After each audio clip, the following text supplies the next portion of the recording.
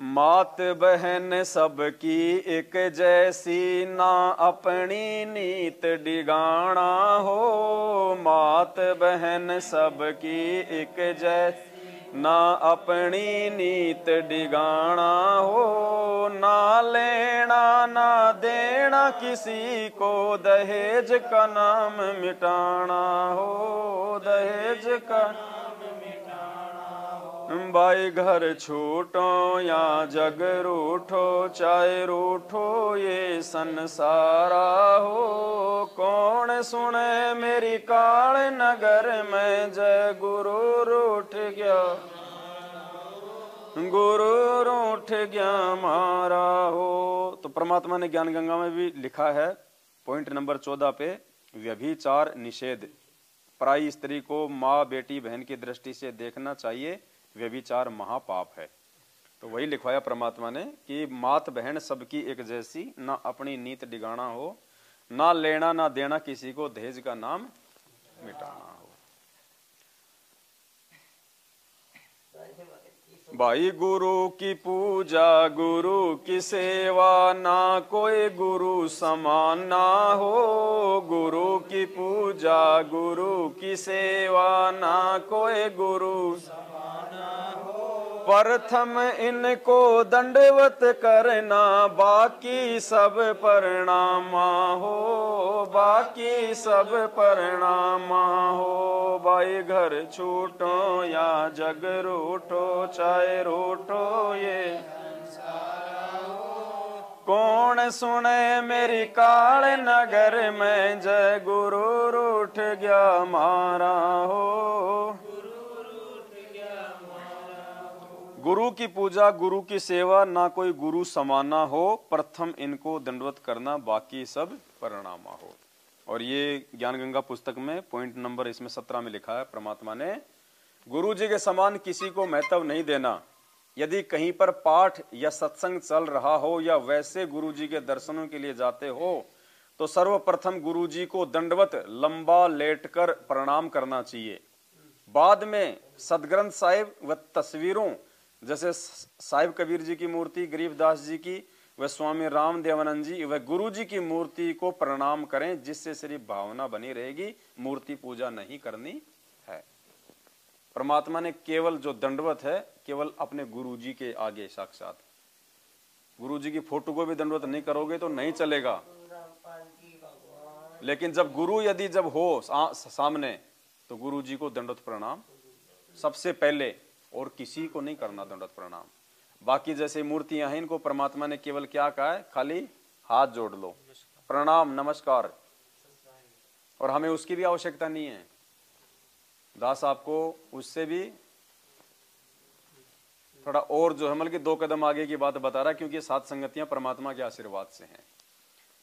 क्योंकि परमात्मा नहीं कहेंगे कि भाई उनको प्रणाम भी नहीं करना है, क्योंकि एक वाणी है कि शिष्य पूजे गुरु अपना, और गुरु पूजे सब साध, कहे कबीर उन दोनों का मता बड़ा अगाध।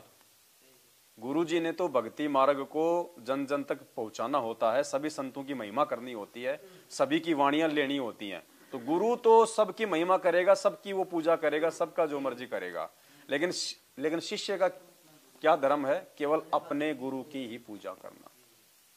जैसे आज हम अपने गुरु जी के अलावा किसी और के लिए हम पूजनीय शब्द का यूज नहीं कर सकते, नहीं कर सकते ना गरीबदास जी के लिए कर सकते, ना अपने दादा गुरु जी के लिए कर सकते, ना किसी और देवी देवता के लिए कर सकते। आदरणीय कर सकते हैं, सम्माननीय कर सकते हैं, लेकिन ये पूजनीय शब्द का प्रयोग हम सतगुरु रामपाल जी भगवान के अलावा किसी और के लिए नहीं कर सकते हैं। अब देखो पुण्यात्माओं, ये जो वाणी है ना, ये वाणियां ऐसे नहीं है, और हमने इन वाणियों के अनुसार ही अपनी जो है क्रियाओं को ठीक करना है। अब देखो वाणी का प्रमाण देखो। अब आप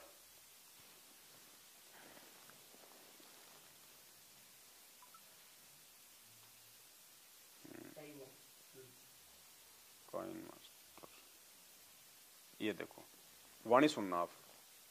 अभी आप ये कहा भाई भगत जी, ये चित्र लीजिए साथ साथ, सारे ले लेंगे जो तपस्वी नजर आ रहे हैं ना इन सब संतों के। और प्रथम ये लीजिए चंदन देव। गुरुजी कहीं पे सत्संग कर रहे थे किसी धर्मशाला में, और वो धर्मशाला वाले थे वो किसी और को मानते थे। ये छुड़ाने की बात हो रही है। छुड़ानी में गुरुजी ने सत्संग किया, ये पुराना सत्संग है। तो वहां पे ब्रह्मानंद की, फलाने नंद की, सबकी लगी हुई हैं। तो गुरुजी उनका नाम लेके उनको पूजनीय कह रहे हैं। ध्यान से सुनना। अभी आप ये कहा भाई भगत जी, ये चित्र लीजिए साथ साथ, सारे ले लेंगे जो तपस्वी नजर आ रहे हैं ना इन सब संतों के। और प्रथम ये लीजिए चंदन देव जी का, ये पढ़ने में भी आ जाए। चंदन देव जी। अब महाराज कहते हैं, गरीब सतगुर पुरुष कबीर की ही कोई न चल है गैलो, बिना पग पंथ दायरत है फिर गगन मंडल में सहल।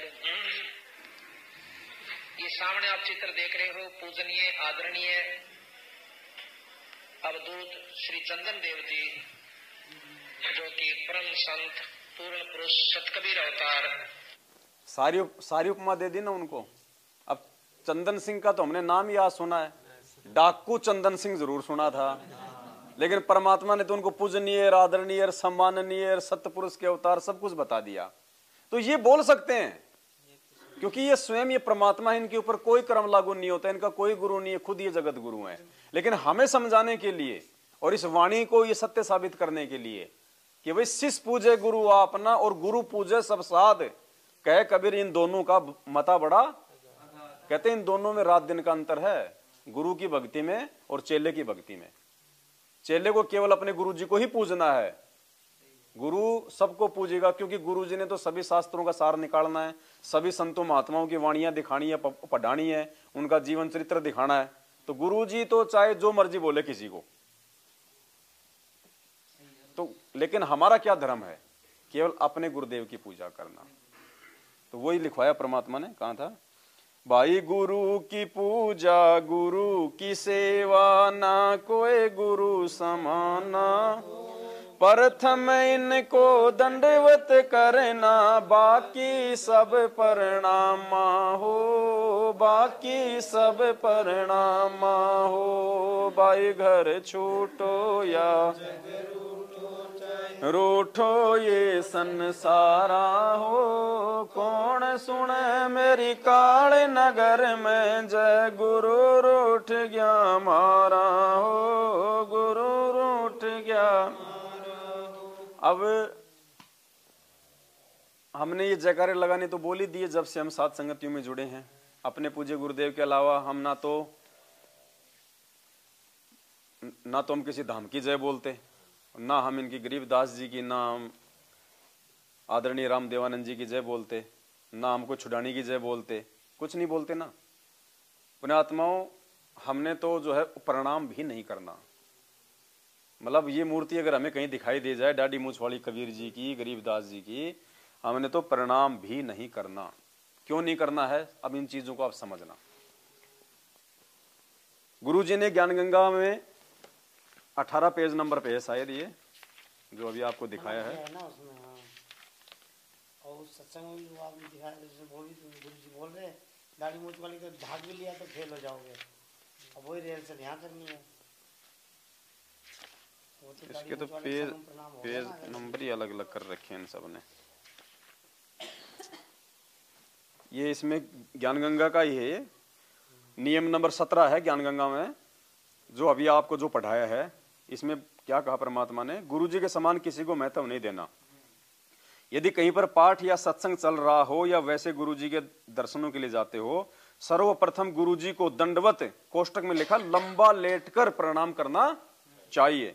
बाद में, यानी बाद में पहले गुरु जी को दंडवत प्रणाम करो, उसके बाद में सदग्रंथ साहिब व तस्वीरों, जैसे साहिब कबीर जी की मूर्ति।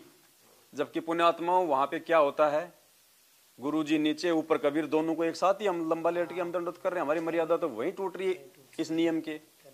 हम तो नियम के विरुद्ध कर रहे हैं। वहां तो सबकी फोटोएं लगा रखी हैं, सबकी। कोई तो गरीबदास जी के कर रहा है, कोई गुरु जी के कर रहा है, कोई डाडी मूछ वाले के कर रहा है, और वहां सबसे बड़ी फोटो लगा रखी है, उस पे ये वाली फोटो लगा रखी है। तो इस ज्ञान गंगा और गुरुजी के नियम नंबर 17 के अनुसार हम क्या कर रहे हैं भाई? गुरुजी की तो मजबूरी थी इस फोटो को ऊपर रखना, क्योंकि इनको हम भगवान मान नहीं रहे थे हैं, तो गुरुजी की मजबूरी थी कि भाई यो है भगवान भाई। लेकिन अब तो परमात्मा ने हमें इतना ज्ञान दे दिया, इतना सब कुछ समझा दिया, इसलिए परमात्मा ने फोटो हटवाई है, क्योंकि हमारी मर्यादा टूट रही है, हमारी आस्था रह रही है इनमें। अब हमने इनको प्रणाम भी हमने क्यों नहीं करना? आगे इसमें गुरुजी ने क्या बताया कि उसके बाद में इनको प्रणाम करना है। जो ये मूर्तियां, जो ये फोटो हैं, जो बाकी है संतों के इनकी, और जो है वो सदग्रंथ साहिब पुस्तक, अब हमने प्रणाम क्यों नहीं करना? अब गुरुजी ने हमें क्या बताया कि भाई ये पूजनीय नहीं है, लेकिन ये आदरणीय है। क्या है? आदरणीय है ये, इसलिए हमने इनको प्रणाम। अब मुझे एक बात बताओ, आदरणीय तो गुरुजी ने ब्रह्मा विष्णु महेश को भी बताया ना कि भाई ब्रह्मा विष्णु महेश हैं, इनका ये पूजनीय नहीं है, ये आदरणीय है। क्या हम ब्रह्मा विष्णु महेश को हाथ जोड़ते हैं क्या? कहीं उनका कोई मंदिर हो, किसी रिश्तेदारी में फोटो हो, हमारे तो देखते ही लाइट ही हमारी तो रेड वाली हो जाती है शुरू। तो जब वो भी आदरणीय है और ये भी आदरणीय है, जब हम उनको नहीं कर रहे तो हम इनको क्यों करें? और अगर इनको कर रहे हैं तो फिर उनको भी करना चाहिए, फिर तो हनुमान जी भी आदरणीय है। फिर तो पुण्यात्माओं, आदरणीय तो हमारे रिश्तेदार भी हैं, हम उनको झुक के प्रणाम करते हैं ना झुक के प्रणाम, लेकिन इनको नहीं करना क्योंकि ये देव पद पे हैं। भक्ति मार्ग में आदरणीय ये भी बता दिए गुरुजी ने, और आदरणीय तो अपना रिश्तेदार भी, हर आदमी आदरणीय है। हम जगत वालों को हम झुक के हम प्रणाम कर लेंगे, लेकिन क्योंकि हम आध्यात्मिक मार्ग में हैं, देव पद पे जहां बात आएगी वहां केवल एक ही देव है, देवों का देव महादेव। वहां पे हमने जब ब्रह्मा विष्णु महेश को आदरणीय होते हुए हम उनको कोई प्रणाम नहीं कर रहे, तो उनको भी परमात्मा ने आदरणीय बताया, उनको पूजनीय नहीं बताया। गरीबदास जी को, दादा गुरु जी को और कबीर साहब की मूर्ति को हम उनको भी प्रणाम नहीं करेंगे। क्योंकि क्यों नहीं करेंगे? जैसे काल ने अपनों में से उठा के सात संगतियों में गंदगी फैलाई है ना, ऐसे ये काल भगवान, उसको पता है कि ये ब्रह्मा विष्णु महेश को तुम नहीं मानेंगे बिल्कुल, ये क्यों ना जो इनके हैं उन्हीं को उठा के इनमें आस्था करवा के और इनको त्रिकुटी पे ठग लो,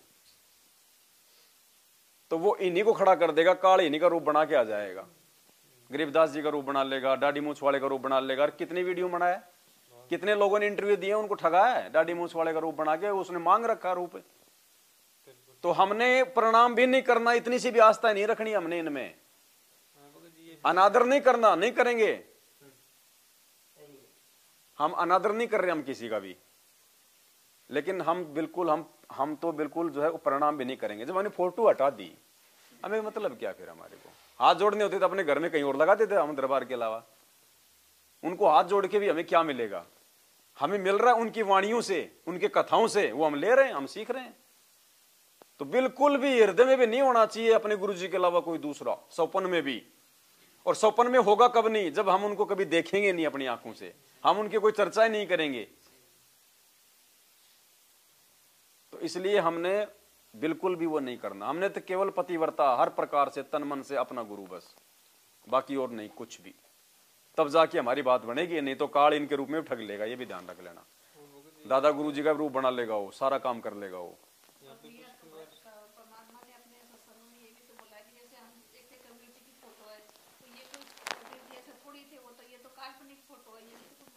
काल्पनिक तो परमात्मा ने बताई दी, काल्पनिक बता दी, और उस सत्संग में तो मालिक ने साफ साफ कहा, देखो अब देखना, अब प्रणाम की बात कहां से आ गई, अब तुम देखना फिर।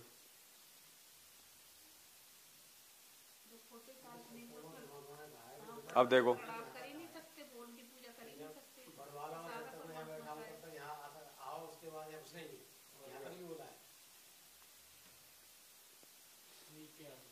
पिछली बार इधर सत्संग थी ना, तब मेरे को मेमोरी कार्ड की जरूरत थी। हम दोनों गए थे नामदान केंद्र में, भगत और था वो, दोनों वहाँ गए। तो उन्होंने मतलब वो भगत ने दंडवत किया था इस फोटो वाले को। मैंने कहा मैं नहीं करूँगा, मैं तो केवल अपने।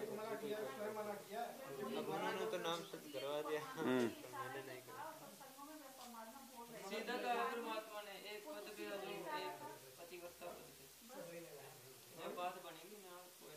यार वो वीडियो कहाँ, इसमें आ ही नहीं रहे सारे। आज बहुत दिनों बाद परमात्मा की वाणी याद दिलाई। वो आपने भेजी थी भगत जी मेरे को, कौन सा? शिष पूजे गुरु अपना, ये वाली आपने भेजी थी मुझे। तुम भूल गई थी मुझे पर आज घड़ी याद। व्हाट्सएप पे होगी ना, देख लो। कहाँ होगी इसमें? वो सत्संग इसमें मुझे दिख नहीं रहा। दास ने दिखाया था आप लोगों को काफी बार। परमात्मा ने कहा था कि गुरु गोविंद दोनों खड़े काके लागू पाए। गुरु जी ने क्या कहा कि जब आप त्रिकुटी पे जाओगे वहां पे आपकी जो है परीक्षा होगी, और वहां पे एक तरफ तो कहा परमात्मा ने कि ये दास खड़ा होगा, एक तरफ तो ये दास खड़ा होगा, और एक तरफ वो कबीर परमात्मा भी आ जाए बराबर में, तो भी आपने सबसे पहले अपने गुरु जी को दंडवत करना है, और उधर देखना भी नहीं है। अगर झांक भी लिए और फिर क्या कहा कि ऐसा ही यहाँ है, ऐसा ही यहाँ है। अब झांकना नहीं है तो फिर जब झांकने को मना कर दिया तो फिर प्रणाम किसको करेंगे? झांकना मतलब उसको देखना, जब देखने के लिए मना कर दिया गुरु जी ने तो प्रणाम किसको करें?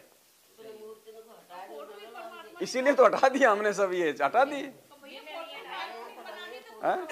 फोटो काल्पनिक हो।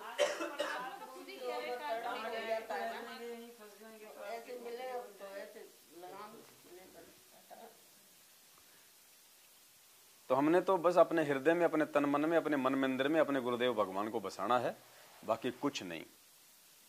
तो ये लिखा है परमात्मा ने, गुरु की पूजा गुरु की सेवा, ना कोई गुरु समाना हो, प्रथम इनको दंडवत करना, बाकी सब प्रणामा हो। तो हमने तो प्रणाम भी नहीं करना। ये तो वाणी के अनुसार लिखना पड़ा ये, क्योंकि इसमें नियम में लिखा हुआ है।